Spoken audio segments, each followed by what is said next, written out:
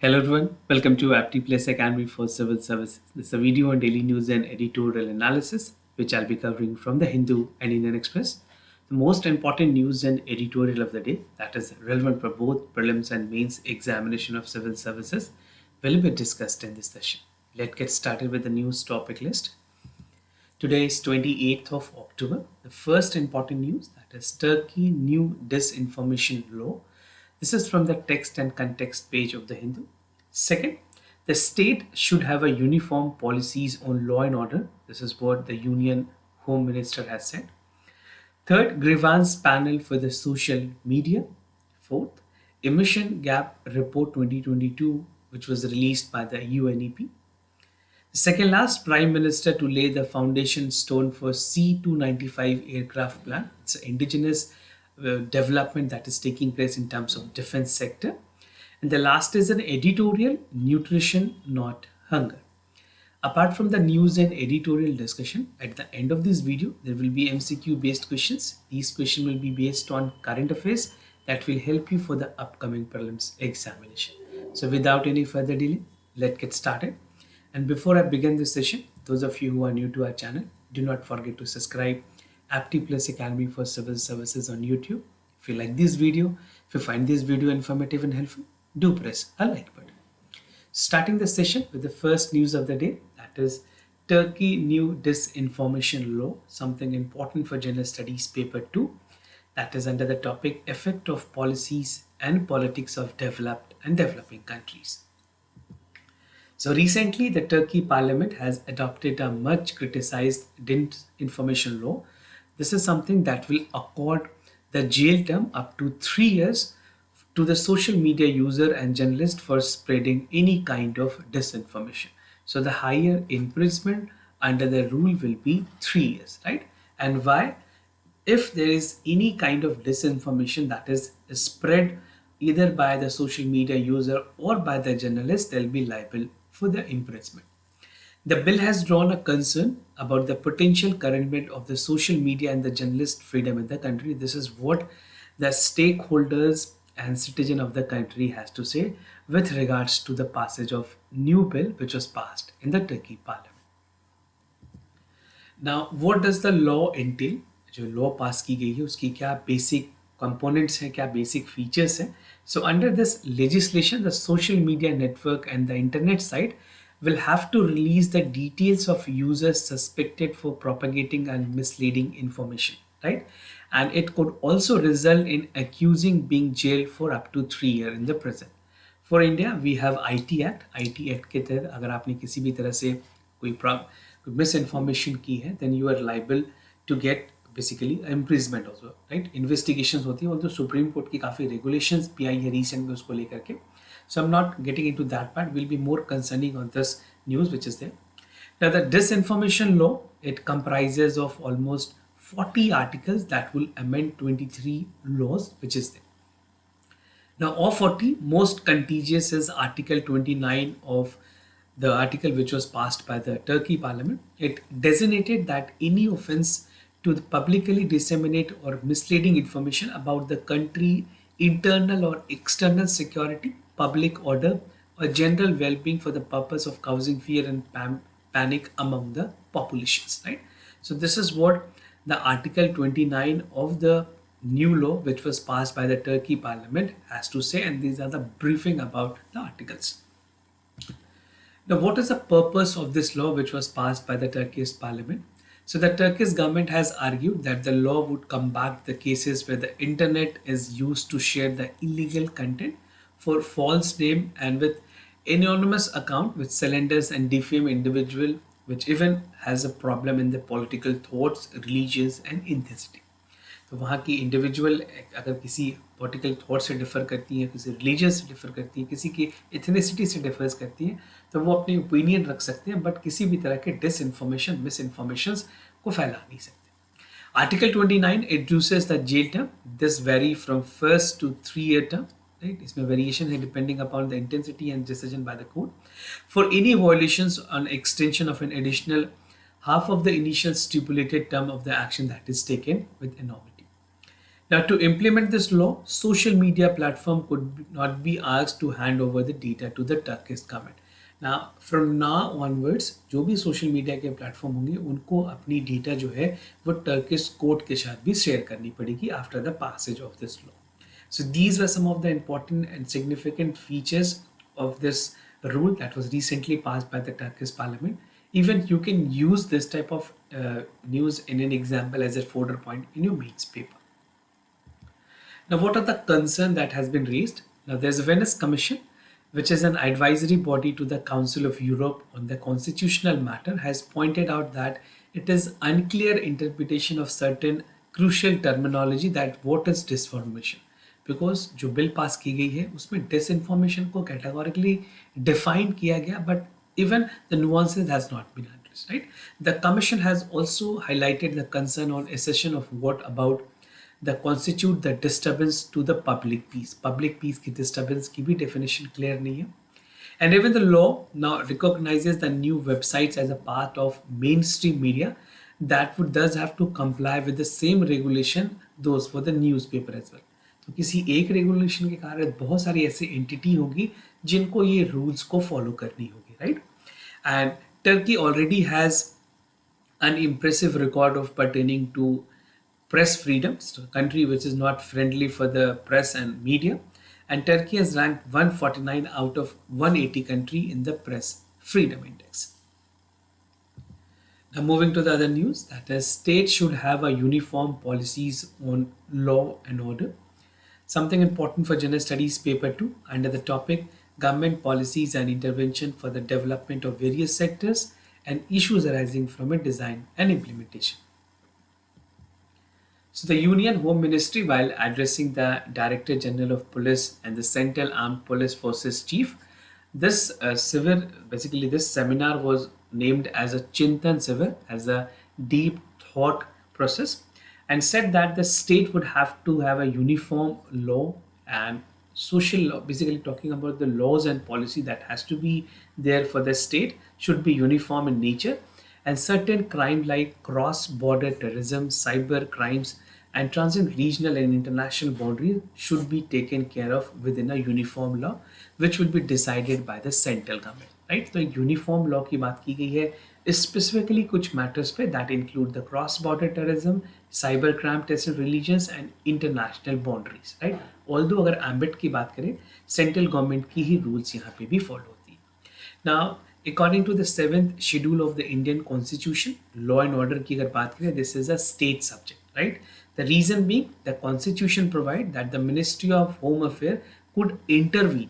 This is an important point, that the Ministry of Home Affairs could intervene in a matter related to national security, and even the ministry from time to time can send advisory to the state government. Being law and order as a state subject, कुछ matters हैं cross border terrorism, cyber crimes और international boundaries की वो central government के jurisdiction में रखने की बात की गई, and even there should be a uniform laws. Now the Ministry of Home Affairs has said that there will be regional office of the NIA, that is the National Investigation Agency. The Union Home Minister said that by 2024 the counter-terrorist activities, that each state will have the National Investigation Offices, right? तो regional offices बनाने की बात की गई है ताकि जो NIA की ambit है उसको बढ़ाया जा सके.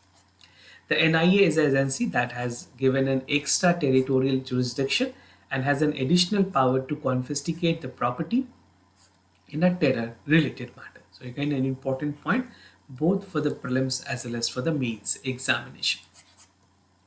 The ministry called for the centralization of data on terror and other crimes that's said to have followed the principle of one data, one entry. Now, the government has also said that there will be a national terror database. So NIA will be entrusted with the task of maintaining the national terror database, the enforcement directorate data sheet on the financial crimes, and the narcotic control bureau on the narco crimes. So this is how the divisions of power in terms of maintaining the data will be assigned to the concerned agency. Now, according to the Ministry of Home Affairs, the state to utilize the national intelligence grid, जिसको NAT grid भी कहते हैं, was operational in the recent time. अभी recently government ने NAT grid को operational किया है और स्टेट गवर्नमेंट को पावर दी है कि वो सारे डेटा को यूटिलाइज कर सकते हैं even in collaboration with the central government. The NatGrid bring data set from 11 agencies in a common platform. This will definitely help the state law enforcement agencies to get important gathering data that is essentially required for cases.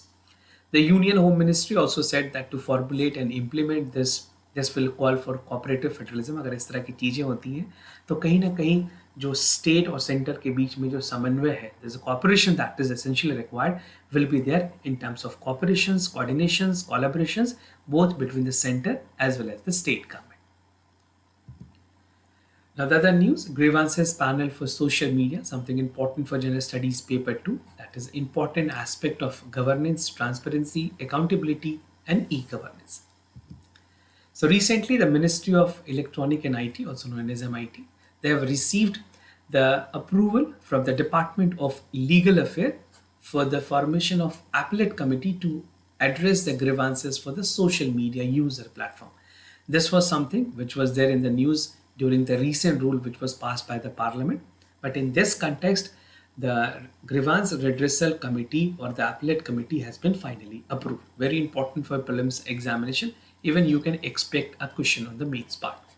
The government has appointed a body that will empower to review the possibility reverse and content moderation and the user grievance decision taken by social media companies like Facebook, Twitter, and YouTube. So these are the three important, even Instagram is also there. So these are the three important companies that is operating in India. Now with tech giants like Meta, which owns Facebook and WhatsApp, has been microblogging site, Twitter has been using the self-regulated grievance appellate platform, or you can say the framework. Now the government will come up with the appellate committee which will be oversighting the entire functioning and the working of the social media platforms. तो government की क्या stand है?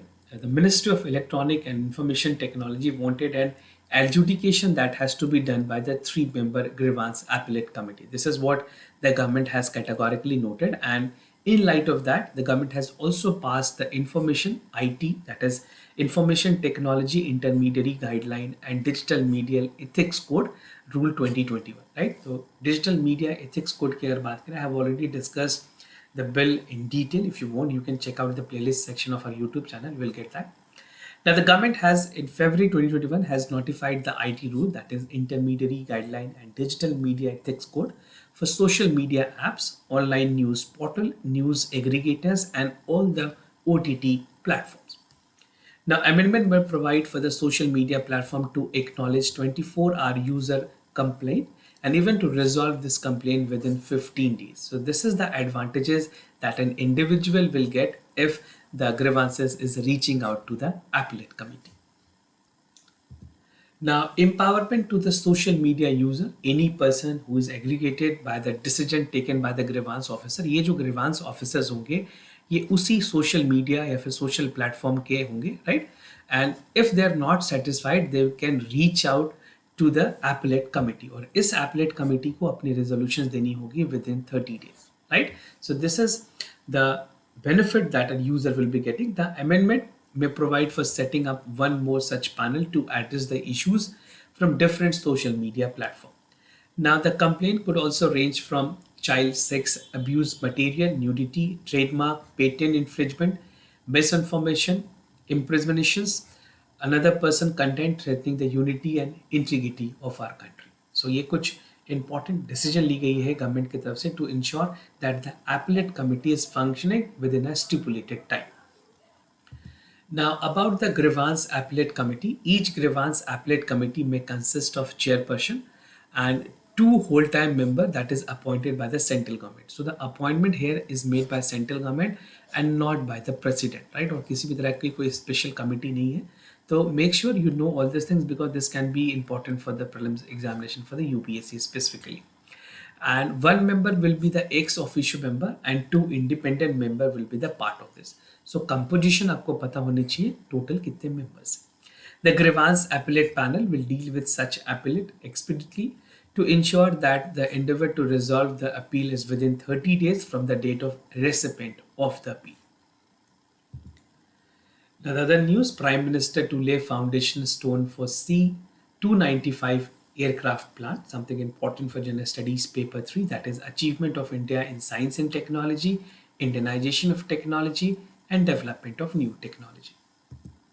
So the Prime Minister will lay the foundation stone of the manufacturing facility that will set up by the Tata Airby Consortium at Vadodara in Gujarat, and this will manufacture C295 aircraft, and this will take place on October 30th for this particular month. You can see this is the aircraft C295. The C295 aircraft carrier will modernize the Indian Air Force transport fleet, and this will make India in the league of all the important countries that is already operating with such high-end state-of-art technology for their air forces. This will be an indigenous manufacturing that is taking place, although government put all its best possible endeavors to ensure that the defense manufacturing is indigenous in nature. So according to the Defense Ministry official, 96% of the work of the Airbus facility that is coming from Spain would be done in the Indian facility. So this is a classical example of Indianization of the defense manufacturing, specifically for the air forces and many other. So the electronic warfare shoot for the aircraft would be done by the public sector, that is Bharat Electronics. This would BLB. This would have that one of the highest Indianization content, जितनी भी India में Indianisation हो रही है defence manufacturing में, ये उसमें सबसे ज़्यादा है 96%. And 4% assistance will be given by the Space Airbus. The aircraft built in India would be supplied from 2026 to 2031, and the first 16 aircraft will come between 2023 and 2025. Indian Air Force will ultimately become the largest operator for C295 aircraft carriers. And India has signed the deal with the project as a part of Defense Procurement Procedure 2021 under the tender for the project that was issued. Now about C295 aircraft, this is the image. C925 की अगर बात करें, C295 MW aircraft. So this is a transport aircraft of capacity of 5 to 10 ton with a contemporary technology that will replace the aging Avro aircraft in the Air Force, जो कि currently use की जा रही है. The aircraft has a rear ramp door for a quick reaction and para-dropping for the troops and the cargo. The aircraft can be used for tactical transport up to 71 passengers and 50 paratroops and logistic operations on the location that are not accessible by the current heaviest aircraft. It can operate from short to unprepared airstrike. So these are some of the major advantages of the aircraft C295. Now moving to the other news, Emission Gap Report 2022 by UNEP, something important for General Studies Paper 3, under the subtopic Conservation, Environmental Pollutions, Degradation and EIA. So UNEP recently released a report titled Emission Gap Report. This report is titled as the Closing Window Climate Crisis Call for Rapid Transformation of the Societies. The UNEP report was released ahead of the COP27 meeting, which is scheduled to be held in Egypt. Sharm el-Sheikh is the city where this is going to take place. A very important city. Even map work in this context become very important, relevant for the prelims examination. Now let's understand the map work here. Talking about the Sharm el-Sheikh, you can see this is the city which is located in the Egypt, and between the Gulf of Suez and the Gulf of Aqaba.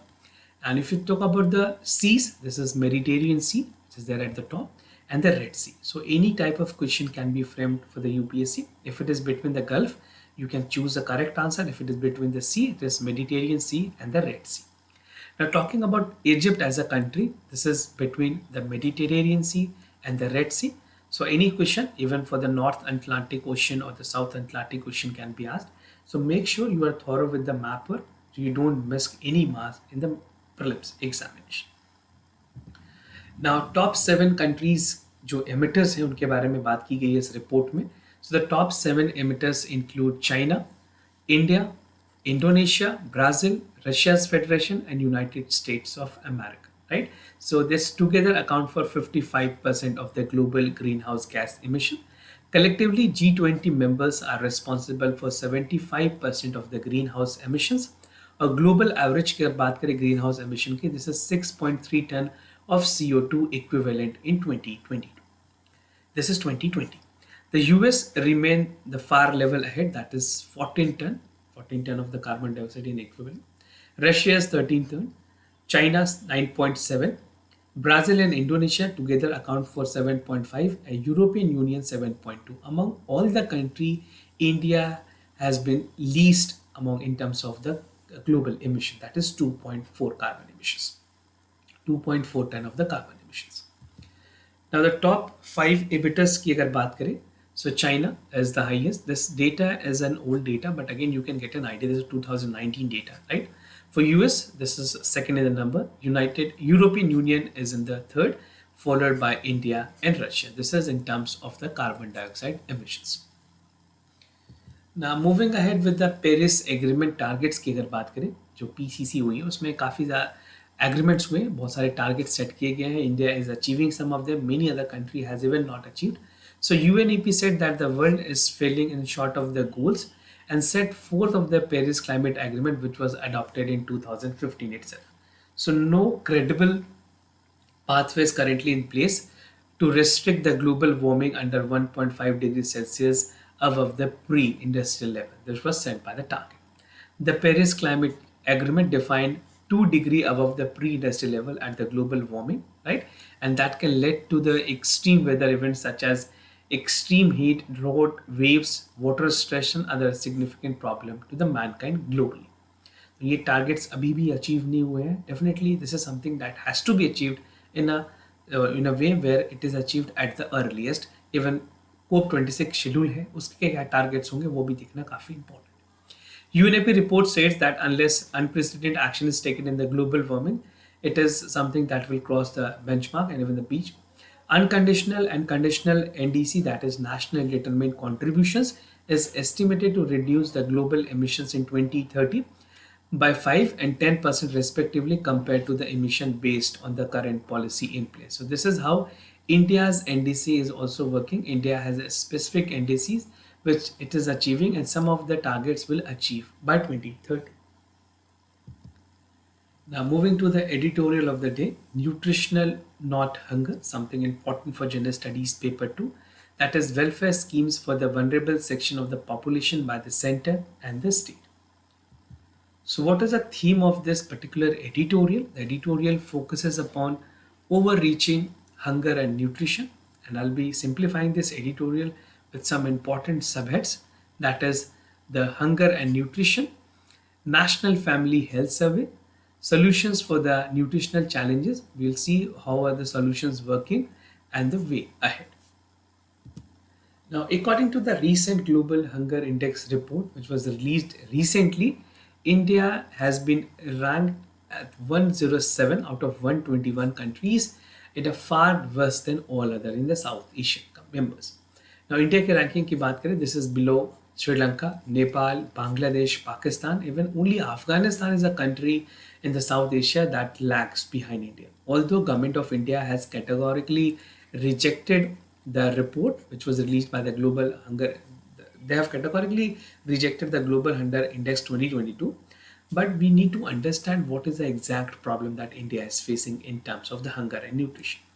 Now, GHI की बात करें, states its aim to reduce the hunger across the world, but it is methodology की अगर बात करें, it focuses on disproportionately on less than 5-year-old methodology, which is not valid in Indian context. This is what the government of India has noted. Now, hunger and nutrition की अगर बात करें, we have to understand the concept. So, in a common parlance, अगर hunger की बात करें, hunger and nutrition are two different things, right? If you talk about hunger, it is associated with food scarcity and starvation. Nutrition is more about getting a food which provides sufficient calorie and even the essential mineral requirement for the daily needs. Now, GHI uses child mortality and nutritional indicators for the final calculation of their index. According to the FAO, India is the world's largest producer and consumer of grain, the largest producer of milk when it comes to the per capita intake of grain, vegetables, milk that has increased in manifold. Despite the fact the report ranked India at the poor side. Therefore, it is contagious to and even it is unexpectable for India to club India with the countries that has a serious food shortage. This is what the GHI has reported, right? But we'll see the reality also. But there's no denying that India's nutrition, particularly the child nutrition, continue to be the problem. We'll supplement with the this particular data with the National Family Health Survey की जो data है उसके साथ collaborate करके देखेंगे. And talking about the National Family Health Survey, unlike GHI, जो national family health survey की latest report है, report 5, does a good job in providing the comparative about the state level data in terms of nutrition and even include the main pointer that determine the health and nutrition in our country. तो national family health survey की जो data है that provide that estimate of underweight which include the low weight of the age, stunning which call for low height for the age, and wasting that is low weight for height. ये तीनों conditions के बारे में detail में बताती है. These conditions affect a preschool children, which is less than 6 year, disproportionately and basically ये compromise भी करते हैं उनके children के physical activity, mental development and even make it more vulnerable and infectious to a diseases, right? Moreover, अगर undernutrition की बात करें, even specifically for a mother, this attribute to the social and cultural practices giving birth to low birth weight babies and remain susceptible to infection and even transport their handicaps to children and even for the adolescent stage. So it is very important that a mother should have a high nutritional food, a regular checkup and even essential medicine and the doses that is required to get a healthy child. Now क्या solutions हैं और किस तरह से solutions पे काम करने की ज़रूरत है? Now solutions for the nutritional challenges. The first is the breastfeeding as a solution. This is the first possible solution. So the first, child nutrition is a challenge that relate to the breastfeeding in our country. UNICEF और WHO के मुताबिक अगर चलें, they recommend that the breastfeeding should be initiated within first hour of the birth because इस time पे जो immunoglobulin होती है, खास करके IgG और IgA, ये काफ़ी एक्टिव होती है, which is very important for a baby to improve their immunity and get a higher immunity, right? So this is a very critical stage.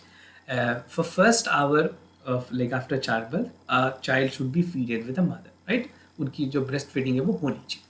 Now infant should be exclusively breastfeeded for first 6 months without any kind of solid or liquid material. And according to the National Family Health Survey, the percentage improvement for the child that were there, अगर बात करें percentage के format में, जो 55% थी वो बढ़ करके 64% दिखी गई है National Family Health Survey के 5 रिपोर्ट में. In fourth report, it was 55%, has improved to 64% because of the awareness and even by the government programs and policy which call for, even for the Anganwadi worker, they are working great in this regard. Now, the survey has said that only 42% of the infant are breastfeeded within 1 hour of their birth, which is also the recommended norm. Even this number is on the lower side. We need to increase that also. Interestingly अगर बात करें जो states की, छत्तीसगढ़, झारखंड, मध्य प्रदेश, उड़ीसा, महाराष्ट्र, मणिपुर, राजस्थान, हिमाचल प्रदेश, ये states की performance काफ़ी अच्छी है, which has a 70% and even one below the 50% include Bihar, Punjab, Kerala, Tamil Nadu and Bengal. तो इन स्टेट की परफॉर्मेंस 50% पे है और बाकी के स्टेट्स ने 70% तक परफॉर्म किया. Now young child feeding practice is very important. To provide a nutritional food is very important. The second issue is to have a child nutrition. The root are widespread, like not included in the semi-solid food. Prolonged breastfeeding should be continued, and this should continue for 6 months, after which the semi-solid food can be allowed. Now, the National Family Health Survey shows that the improvement has been marginal over the last 2 reports. Surprisingly, कुछ states हैं, Maharashtra, Rajasthan, Assam, UP and Gujarat are like in the trail end. Overcoming the poor nutrition, ये एक important concern है India जैसे country के लिए जहाँ पे न्यूट्रिशन नहीं है. We are getting food to a sufficient quality but the nutrition is poor, right? According to the national family health survey, the percentage of stun, wasted and underweight children is 36%, 19% and 32% respectively. So these are the data that even you can use in the mains paper. It is worrisome that the state like Bihar, UP, Jharkhand, they have fallen their one level in the 5 year ago. कुछ कई state की performances अच्छी भी हुई, कई state की performances poor भी हुई. Overall, there has been 8 percentage point increase in the child suffering from anemia, that is 59%, and it has reached up to 67% in the National Family Health Survey 5. Now, what is the way ahead and how we can conclude this editorial? The first and foremost, that almost 1 dozen nutritional program is there by the government of India since 1975. बहुत सारे ऐसे programme है जो काम कर रहे हैं. कई प्रोग्राम काफ़ी सक्सेसफुल है, कई सक्सेसफुल नहीं है. We need to find the loophole and work on that. And even attention should be there for the kids, and Anganwadi's workers should also work for school, adolescents, and pregnant and lactating mother so that they can also get the right nutrition. This must continue to the newborn, infant, toddlers, and the new attention should also be required. The state government should urge to examine the National Family Health Survey. It should be a comparison between 4 and 5 to find out the state new course to improve the nutritional practices among the youngest and the most vulnerable of the society. So the only possible way out that we should compare our data where it is lacking, a policy has to be there both from the central government as well as from the state government, right? Now moving ahead with the MCQ questions of the day, before I proceed, just to tell you the answers of yesterday questions. For first question, the correct option is C. For second question, the correct option is C again. Today's MCQ for practice, आपको बताना है making peace with nature किस organisation ने release किया है? UNEP, intergovernmental panel on climate change, FAO और world wild life fund for nature. Do check it out for the correct option. Second question of the day, vertical launch short range surface to air missile. It is indigenously designed and developed by DRDO. It is capable for neutralizing various aerial threat at the close, including the sea skimming target. So do check it out for the correct option. This type of question might be relevant for the upcoming prelims examination. This was all about for the daily news and editorial analysis, followed by the MCQ questions. If you have any other concern, you can let me know. I'll be more than happy to assist you. For time being, I'm signing off. Thank you so much for watching this video.